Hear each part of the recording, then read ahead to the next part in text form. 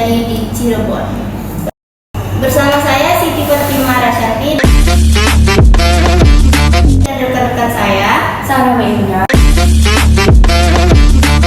Rizky Ananda Putri Dahai, Dian Novita Sari, dan Flora Sosabila Alvesa yang akan menemani Sobat Edku semua selama beberapa menit ke depan dengan episode yang luar biasa tentunya pada kali ini. Pernahkah Sobat Edku membayangkan bagaimana sih menjadi cantik atau berpikir cantik adalah kemenangan dari segalanya? Ya, tentu saja menjadi cantik adalah keinginan dari semua wanita karena seperti yang kita tahu, banyak hal yang mudah didapatkan hanya bermodalkan cantik saja. Tetapi tak terlepas dari keuntungannya, menjadi cantik juga memiliki dampak negatifnya juga loh, seperti yang dirasakan oleh almarhumah Vina. Dalam episode kali ini, kita akan membicarakan tentang kasus pembunuhan dan pemerkosaan yang dialami oleh almarhumah Vina yang terjadi di Cirebon pada tahun 2016 silam. Seperti yang kita tahu dari berita-berita yang beredar di TV, awalnya kan kasus ini hanya berupa kecelakaan tunggal yang menewaskan sepasang kekasih yaitu Vina dan Rizky. Tetapi tiba-tiba berubah menjadi kasus pembunuhan dan pemerkosaan setelah rekaman suara yang katanya suara almarhumah Vina itu menjadi viral. Apa sih sebenarnya yang terjadi pada malam itu? Pada saat itu, kedua korban dan beberapa rekannya sedang mengendarai sepeda motor yang melintas di depan SMP 11 Kali Tanjung. Namun, tiba-tiba sekelompok orang melakukan pelemparan batu. Korban dan teman-temannya sempat melarikan diri. Sayangnya, para pelaku berhasil memepet korban, memukul dengan bambu hingga akhirnya jatuh di jembatan layang. Sementara rekan-rekannya berhasil melarikan diri. Para pelaku kemudian membawa korban Rizky ke TKP awal dan lantas melakukan pengeroyokan serta penganiayaan. Sementara itu, Vina diperkosa secara bergiliran oleh para pelaku. Setelah kedua korban meninggal dunia, para pelaku membuang korban ke jalan layang dengan dikondisikan seolah-olah merupakan korban kecelakaan. Sedih sekali ya.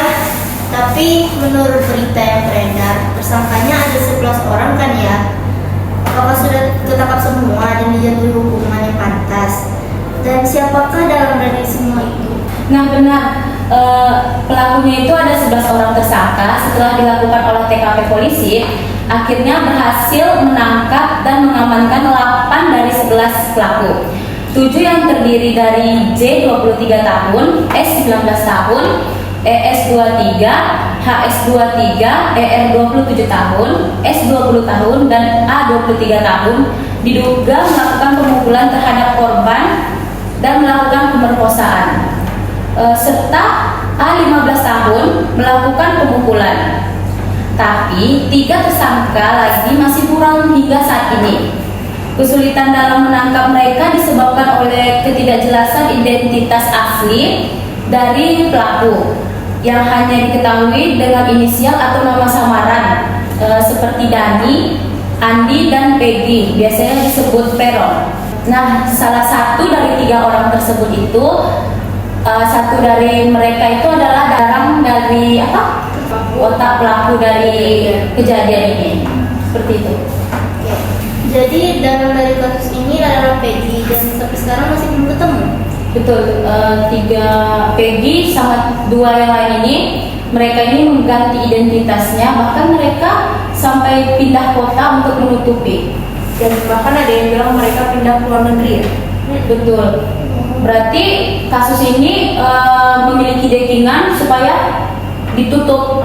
Tutup. Karena kan awalnya kan dia bilang kecelakaan kan ya, baru pas diusut-usut lagi, baru dibilang pemerkosaan dan pembunuhan. Itu pun ditutup karena orang tua dari salah satu pelaku ini dikabarkan orang berpengaruh. Iya, gitu. Kita bisa menutupi kasus ini sampai tidak ketahuan sampai saat ini ya. Sampai saat ini pun mungkin kalau nggak ada movie-nya itu di filmin mungkin nggak bakal naik lagi. Nggak bakal diangkat lagi. Tapi kan sekarang ini diangkat nih, diulik-ulik lagi. Sama netizen biasa lah ya, netizen tuh. Jadi diangkat terus. Netizen ya. Diangkat terus sampai sekarang pun gimana ya perkembangannya? Iya, terakhir kan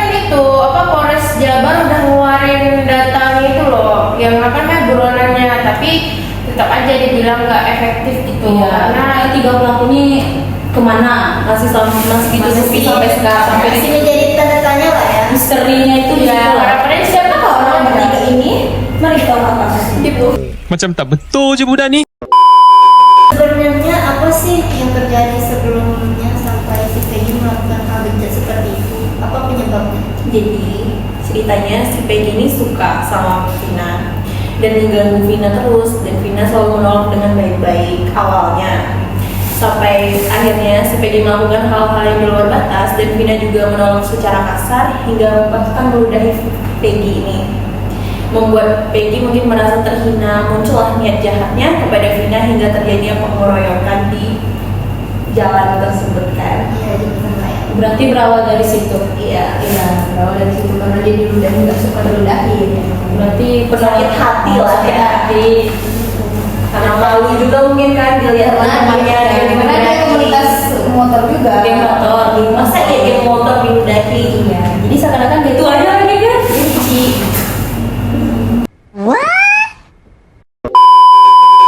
Dari kasus ini kita dapat belajar lah ya agar lebih berhati-hati dalam melakukan sesuatu. Nah, saudara Flora, bisakah Anda memberikan saran kepada sobat Edkum sekalian upaya penanggulangan dari kasus ini? Oke. Nah, kalau seandainya kita membahas tentang upaya penanggulangan, tentu saja kita ada 3 bagian ya, tindakan preemptif, preventif, serta represif.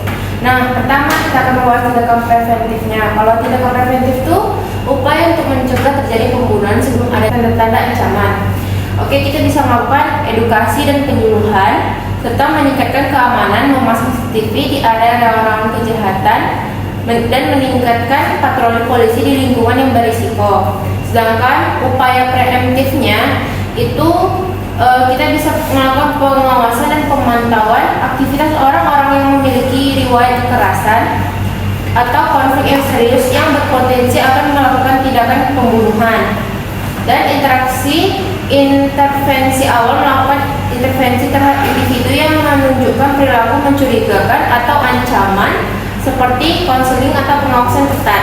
Nah, kalau tindakan represifnya itu adalah langkah yang diambil setelah terjadi pembunuhan untuk menegakkan hukum dan mencegah tindakan kejahatan yang lebih lanjut, seperti penyelidikan, proses hukum mengadili, dan pemberian hukuman, menjatuhkan hukuman kepada para pelaku pembunuhan seperti penjara atau hukuman mati tergantung hukuman yang berlaku di negara tersebut, untuk memberikan efek jera terhadap pencegahan kejahatan serupa di masa depan.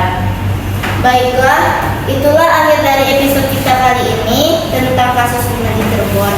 Melalui pembahasan ini, kita diingatkan akan pentingnya sistem peradilan yang adil dan efisien serta peran aktif masyarakat dalam menjaga keamanan lingkungan sekitar. Kami berharap episode ini dapat memberi sobat Edkum wawasan yang lebih dalam tentang kompleksitas kasus ini dan mendorong kita semua untuk terus mencari keadilan bagi korban dan keluarga mereka. Terima kasih sudah menyaksikan. Sampai jumpa di episode berikutnya, di mana kita akan membahas kasus lain yang tak kalah menarik. Tetap waspada dan selalu ingat, kebenaran mungkin tersembunyi tetapi tidak akan pernah bisa lari dari kita. Sekian dari kami. Wassalamualaikum warahmatullahi wabarakatuh. Bye.